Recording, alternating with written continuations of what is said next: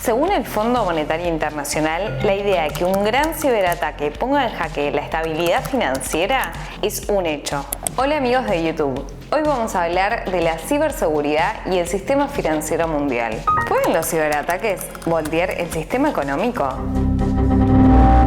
Ay no, esto suena mal. Como todos sabemos, en la era post-COVID cambiaron muchas cosas. Una de ellas es el circuito de transacciones económicas que dio un paso más hacia la digitalización. Es un hecho que compramos y vendemos todo por internet. Los bancos se dieron cuenta de esto y trataron de ayornarse lo más rápido posible. Al mismo tiempo, los bancos centrales de todo el mundo están considerando darles respaldo a las monedas digitales. Pero todo tiene su contraparte. Dos cosas hacen que el sistema financiero internacional esté en riesgo de ser hackeado. La primera, la que dijimos recién. La economía se vuelve cada vez más digital y los bancos y entidades financieras que no quieren quedarse atrás se apuran en lanzar software y registros que no siempre cumplen con todas las medidas de seguridad. Si la pego con esta, no laburo más. La segunda, según el Fondo Monetario Internacional, es que hay una desconexión entre el sistema financiero, diplomático y de seguridad nacional. 200, 300... Con esa guita no compras ni 3 empanadas. Puta madre.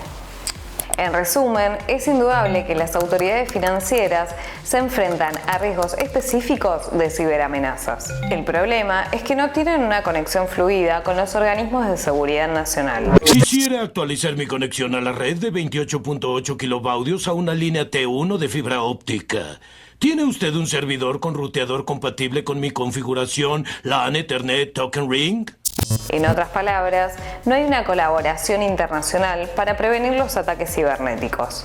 Por supuesto, el FMI, muy astuto, propone como solución ponerse al frente de una asociación de países. Antes de seguir, apretá la campanita y suscríbete a nuestro canal y ya que estás, dale like. El informe del FMI y también otros como el Systemic Cyber Risk en Europa señalan que los países emergentes son más vulnerables. Los ejemplos paradigmáticos son el hackeo al Banco Central de Bangladesh en 2016 y al Cosmobank en India en 2018. Y los hackers detrás de estos posibles ataques no son una especulación, sino que ya existen.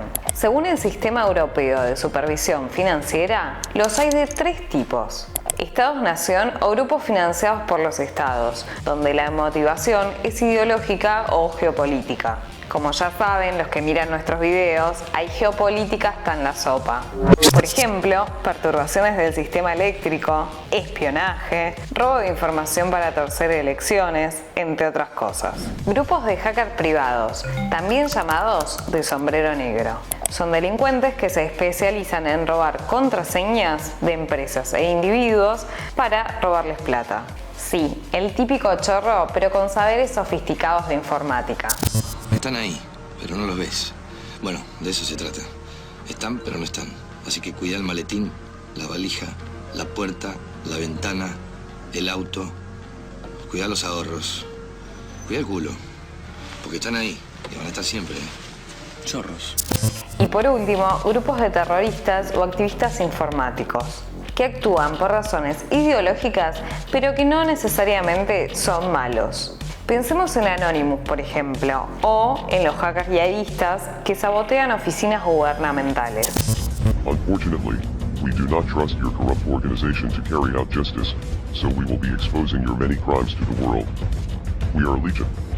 Expect us. ¿Es posible pensar un escenario en el cual un grupo terrorista o ciberactivista realizara un gran ciberataque contra la infraestructura financiera de características disruptivas?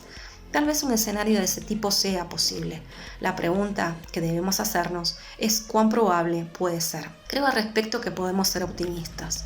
Hay 2 elementos fundamentales. Por un lado, el ingenio humano que ha posibilitado el desarrollo de tecnologías innovadoras como por ejemplo el blockchain, que garantiza la seguridad de procesos, y por otro lado también una mayor conciencia a nivel individual, organizacional y estatal de la importancia de la ciberseguridad.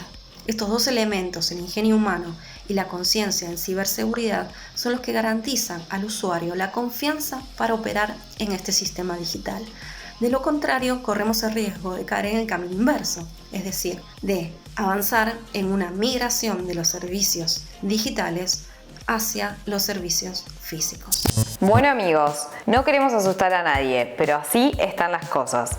Y la pregunta no es si sí o si no, es cuándo. Mientras tanto, quienes sean directores de bancos centrales o gerentes de entidades financieras, anden con cuidado. Y hasta que lo hackeen, si les gustó el video, denle like, compártanlo y suscríbanse. Soy Piestol, nos vemos la próxima.